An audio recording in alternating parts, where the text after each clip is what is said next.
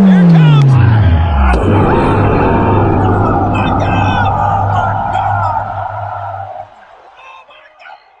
up, guys? Welcome to Kayfabe Heels. It's your boy Damo. It's Ego Crazy. And today, we got our Kayfabe recap of the week, where we cover the highs and lows of the whole wrestling week from Monday to Saturday. We also have our babyface of the week, and we have our heel of the week. And you're going to like my heel of the week this week, E. Oh, yeah. Definitely, for sure. We're going to be covering a little bit of everything, man. We're going to be going over the builds of WWE and AEW, respectively, how we think they're chugging along en route to the pay-per-view, and whether they're doing a good enough job, whether they need improvement. So, man, and there's a lot of improvements needed in WWE and AEW that we're going to cover here today. Yeah, so let's see where we're going. Well, first, I'm going to get into some of the highs of WWE for the week. Let's talk about Crown Jewel first. Now, the reason why I put this on my high list is because we had a return that actually causes some real storyline development in the women's division that's been lacking for the last year, honestly. Because we had Kairi Sane come back to help Io Sky, which is going to be a nice friction between Damage Control. So, I'm pretty excited for that. We also got the Tribal Chief beating LA Knight, which I think is the right booking decision for one simple reason. Of course. LA Knight wasn't ready, and I feel like that with Roman Reigns retaining the championship, and now he's trying to draw this heat that I've been noticing. It's this feeling of Brock Lesnar 2015, part-timer holding the belt hostage. I think that whatever babyface gets built up to actually beat Roman, it's gonna be nice, man. It has to be. It has to be realistic. It has to work. It can't just be like something for shock value, like Ricochet. You know, like where they come from? Ricochet, yeah. We got to have someone who realistically deserves it, who we know the fans want to see shine, and give him that Roman Reigns rub, because right now he's not even. We don't even know if he's showing up for Survivor Series, man, in a relevant capacity. Man, December, Royal Rumble. What is he doing? It defended against another babyface of the week that's gonna just get squashed again. And then we got 3-4 months until we can figure out what's happening for WrestleMania season. And then it's just like you got all your guys who's for Cody, me included. And I'm just like, I want to see him respected in this. They've been building this storyline up for the past year. I want to see it represented well. But yeah, definitely. One babyface I wouldn't mind seeing winning as well is Jey Uso. I'd have him finish his story with him too. Because if you think back for the Bloodline, it all started with Jey Uso. But they want to do brother versus brother. So already I'm just like, yeah. Uso versus Uso. So yeah. And then what is Solo going to be doing? He's just going to be in the background, just lingering around. And then where's The Rock? We don't need The Rock. Where does The Rock fit into this? Because I think Roman needs to lose that belt before The Rock gets here. Because when The Rock versus Roman for WrestleMania, they'll put asses in seats. Now, if you have Damian Priest cash in and take that belt, that takes the belt off of Roman and they can do some other shit. But if you have Roman hold the belt all the way to Mania to have him face Cody again, have Cody win, then what? Roman just gone? I don't know what to say about that one, man. And I wouldn't even say Damian cash in on Roman. Because me and my bias, I want to see one person win. And that's Cody. And that's Cody. I can respect that. But it's just like, if they don't do that, how are they going to satisfy the fans who are going to, reject whatever whatever face of the week they give us, Yeah. If they give us LA Knight, I don't know if I'd be satisfied with that, unless it's a reasonable build for like at least 2-3 months. But then it's just like this the same formulaic. Solo gets involved. Roman Reigns scurries away by the skin of his teeth. Yeah. Or Jimmy Uso gets involved and then he barely escapes. Same thing, yeah. I'm tired. Yeah. I definitely feel that. But speaking of Solo Sikoa, he had a match with John Cena at Crown Jewel too. It was nice. It was a good showing. Yeah, very good match. And John Cena is putting over another person again. Cena's been coming back and putting over people for the last couple years, and I love it. And his losing streak continues, man, and the fans love him regardless. He got a standing ovation when he left the ring. Maybe he's going back to Hollywood. We don't know. It's about that time. The strike's over. Peacemaker season 2 got to start filming soon. It is. It's over. The strike's over. So John Cena's going back to Hollywood pretty soon. So he did his last little put over job, and Now we got Solo actually looks credible. He beat the GOAT, they've been calling him, and he beat him. That might be what John Cena comes back and does for WrestleMania. He just put over somebody else? No, Solo. But Solo already beat him. He might come back and get his win back. I don't want to see Cena do that. Like me personally, like I've been a John Cena fan since the Doctor of Thugonomics. So if Cena's going to come back for WrestleMania, have him put over somebody else. Cena's been doing a good job at that. Just keep the streak going. Or have him put over someone else? Or just a theory for me. What if you have Cena get the one belt that eluded him his whole career, the Intercontinental Championship, so he can get all of them? Why not? And no, I'm not saying I take it off Gunther. Do not take that belt off Gunther and put it on Cena. But Cena can get a little, That would be a nice. That'll be a nice feud with John Cena. Mr. America versus Gunther versus the King General. Yeah, that'll be nice, man. Yeah, man, that'll be nice. But we don't want to see that though. I want to get into some of these lows of the week because there's a lot of them that I want to cover. First off, Rhea Ripley just beat the whole women's division. Now what? I mean, that was supposed to happen, man. She was supposed to win and get a credible win under her belt. It reminds me of Kurt Angle coming out on top in the Armageddon Hell in a Cell. You hate it, but at the same time you love it because it makes her look respectable, unbeatable. Not unbeatable, but because who's gonna beat her? Should she beat up Nia Jax? No, Raquel Rodriguez. I still think any one of those women can in a nice match if they produce it well. Zoe Stark gonna beat her, huh? She's still new. She's still green. Come on. She's still green. Well, we're all waiting for Jade Cargill, and that leads me to my next low of the week. Where is Jade Cargill? Like, what is she gonna do? She's this big name that just signs WWE, and we haven't seen really nothing. Just little vignettes of her just sitting there looking at TV, coming soon. That's fine. Watching the NXT Women's Tournament. Like, that's all cool and all, but the woman hasn't even wrestled a match yet. I don't need her coming on here squashing nobody week to week. That's one thing I don't want to see. Just have her keep on showing up in limousines, being cool. Being cool. Being cool. Just have her keep being cool on some Charlotte Flair-esque. At least Charlotte has stuff matches that mean nothing. But at least she has matches that don't mean anything. To put on the showing. We know what Jade can do. All she's doing right now is preparing at the Performance Center. She's getting her work better. So when she does come, she'll be formidable in that ring against the likes of Bayley or Zoe Starks or anyone that they want to squash. Or if they put her up against a Charlotte, she can't be lacking. They're gonna have her go against Bianca Belair because that's just what Vince does. Because they're both black. You know it. I can see that. But you know it. If that's gonna happen. But they're on opposite brands right now, so we don't even know what brand she's gonna be on. She's on Raw. It's speculation, but she's been on every show. She's been showed on every show, but she's on Raw. If that's your speculation. They announced that. I've been seeing her on every show. Where's the brand split? That you could always argue that, man. Triple H, you got to get better with that, man. Triple H? You got to get better with that, man. If we're gonna take this serious, you got Nick Aldis, you got Aaron. Aries Spears. I was going to say Aries Spears. Aaron Pierce. Adam Pierce. Brain fart. You got them making this real sports-like, and you got two opposing sides. Where's the locker room competitiveness? Division. Because there's no division. Because right now because you notice how they said with Logan Paul, he's the free agent Logan Paul. Also, that's another point I'm going to get to. But they got this free agent stuff going on. So in normal sports, free agents don't just roam show to show or team to team. They get signed. So, what are we doing? You know what I mean? They gotta fix that, man. We already know they got a problem with limited star power on each show. So they like to shuffle the Judgment Day around everywhere. They like to shuffle Dominic Mysterio's still Jimmy and Paul Heyman. NXT North American champion, and he's on Raw, but he possibly on SmackDown too because he can. Like, at this point, there is no brand split. Just stop it. I mean, there's a brand split. Just Judgment Day and Bloodline can do what they want. Paul Heyman, he can do what he wants. Logan Paul can do what he wants too, huh? Logan Paul can do what he wants. Jade Cargill do what she wants. Only a select few can, can just do what they want. Can skirt around, Yeah. Terrible. Well, let's keep it. Oh, did you want to talk about the? Before we move on, the Logan Paul winning the United States Championship. That wasn't too bad, but I will say this. What now?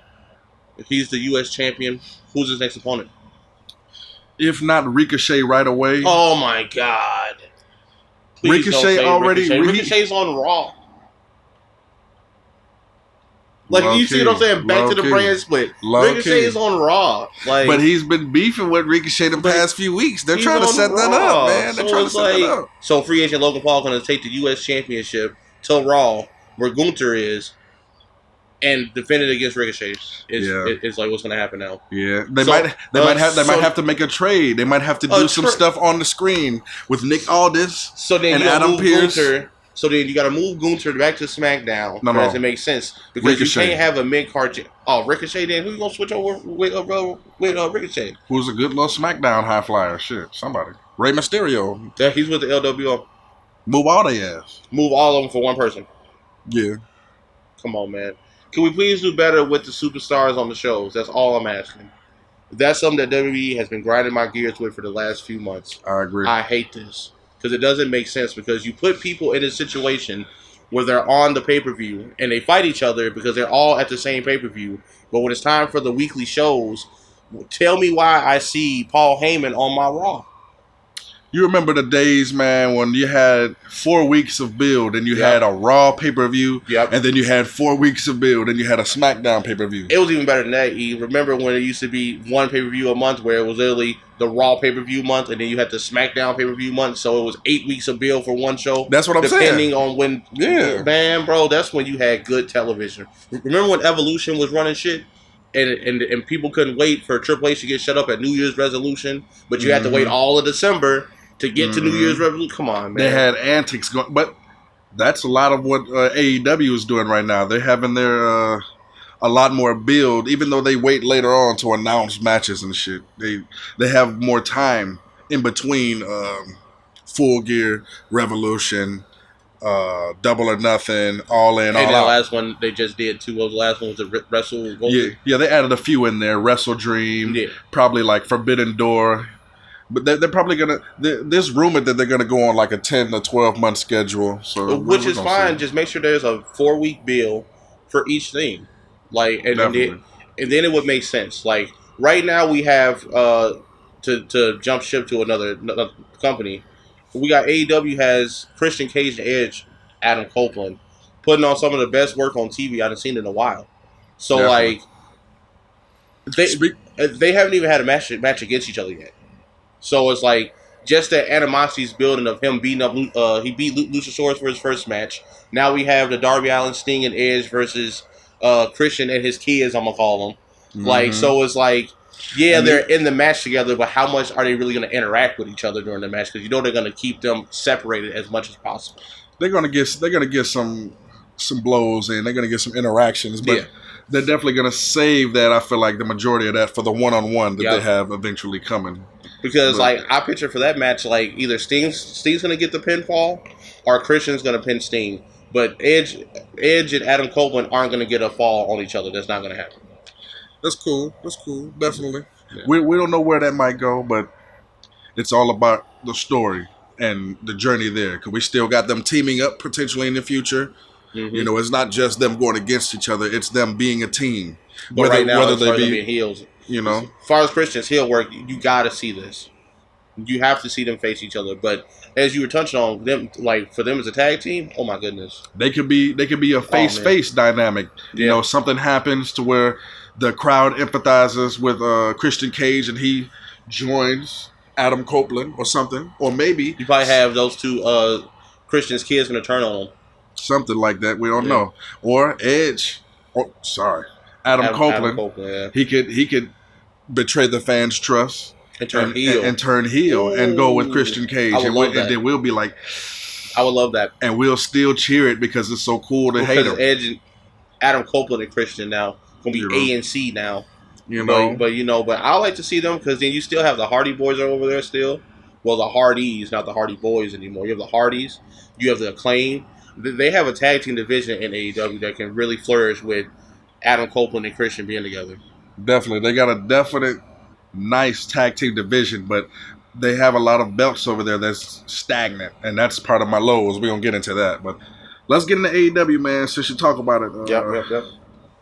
We already know about the Christian Cage and the Adam Copeland and Sting and his retirement tour following or leading up to Revolution and Darby Allin, the New Age Sting. the man in the coffin, the guy. And it's just good television, man. Every week it's great television.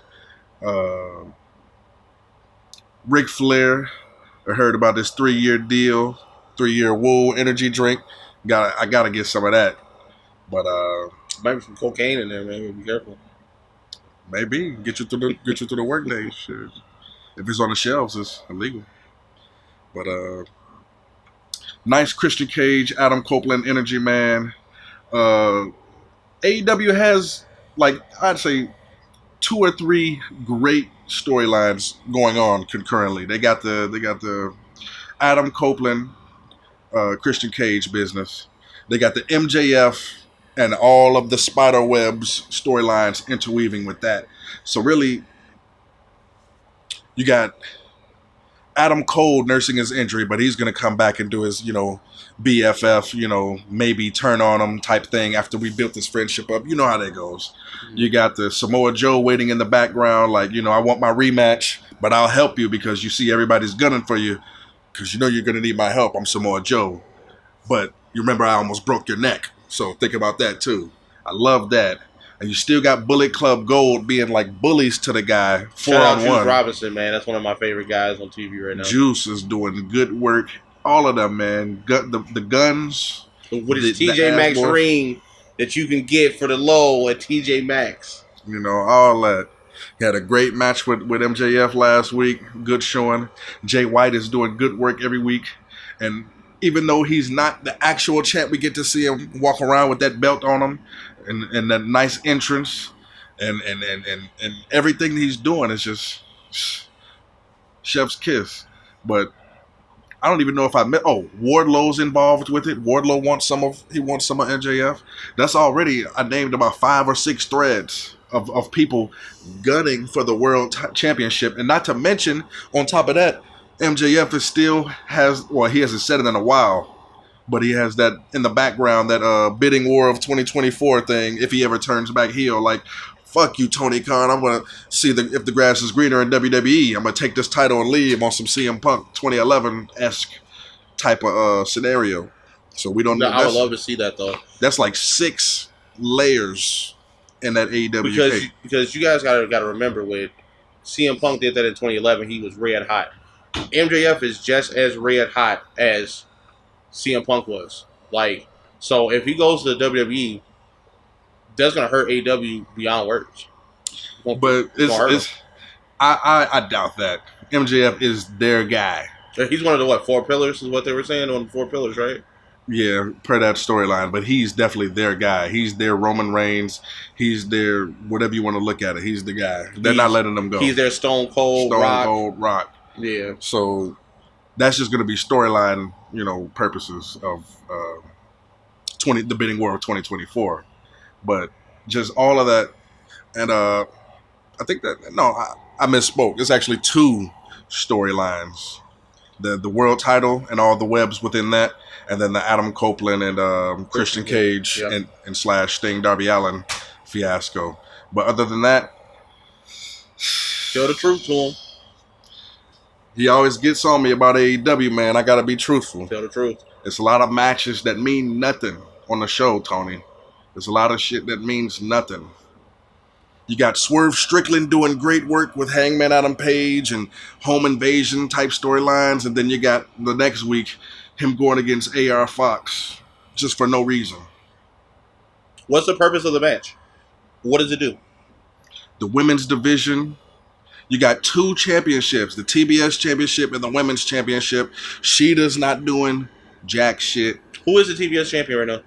Chris Statlander. Jesus Christ. When the last time you seen her on television? We seen her on television last week, but she's just not doing nothing. I guess holding the belt? She's holding the belt, but I think she had an open challenge like a couple weeks ago. But lately, the thing has been Sky Blue and Willow Nightingale. I guess both of them are her friends that she's concerned about because they both got misted in the eyes by Julia Hart, who's part of the House of Black. And heel turn coming for both of them, huh? I don't know if a heel term is in the works, but I'd love to see Sky Blue turn heel. I'd love to see it because she's always was smiley and happy, and waving, blowing kisses to the crowd and shit. So like, it's about time for her to change the character. They teased it, but then they kind of went back on it and had her missed Julia Hart, which begs the question, like, now where are you going? Like, is this a further, like, triple double cross? Are we supposed to just be like, oh, yeah, she's definitely with the faces, but then she definitely turns on Chris Statlander? Like, I don't know what's the purpose. Yeah. But, you know, women's bad. They need more. They got a nice women's division. It's bad. No story. No story. You got the fucking Big Show coming out on What's his AEW real name, television. bro? You got Paul White, No More BS. That's right. Paul Wright. The Big Show. In 2023. Yeah. Now, I can't lie, man. You were happy to see him? No. I can't lie, man. I just felt a wave of just like a black cloud coming over me. And WWE, I feel like ever since Phil Brooks left, AEW has been worthless. There's been a few good storylines, but CM Punk, man, we need him back. We need CM Punk back, man. And it's gonna be a hit if he goes to WWE. It's gonna be a hit for AEW, man. I'm not with the CM Punk movement at all. I think Phil Brooks is a cancer to the locker room, and he's proven it twice. Be that as it may, he's a draw. He's a draw. CM Punk is a cancer, and wherever he goes, bad news follows him. He can stay writing comic books or something. Man. So, let's get into it. Who you got for your baby face of the week, man? Who you got? Well, as far as WWE, Just if we're going out, over both brands, like who's the number one baby face in wrestling this week for you? going off crowd reaction, going off storytelling, going off motivation. I don't know, man. I can't say LA Knight just for crowd reaction alone, because like that on the fastest rising star shit is just you're just stating a fact.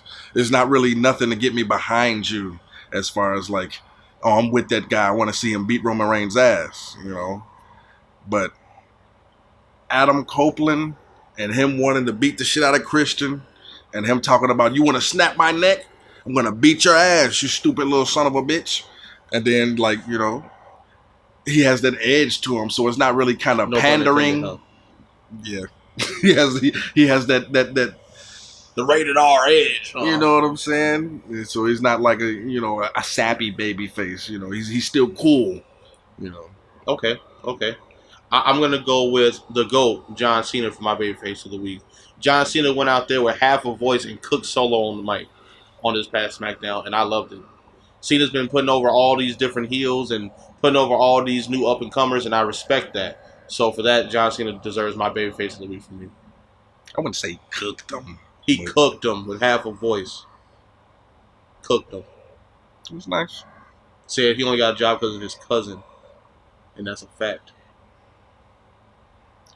And Cena could have brought up his pops, but he left his pops out of him. Damn. Think about that.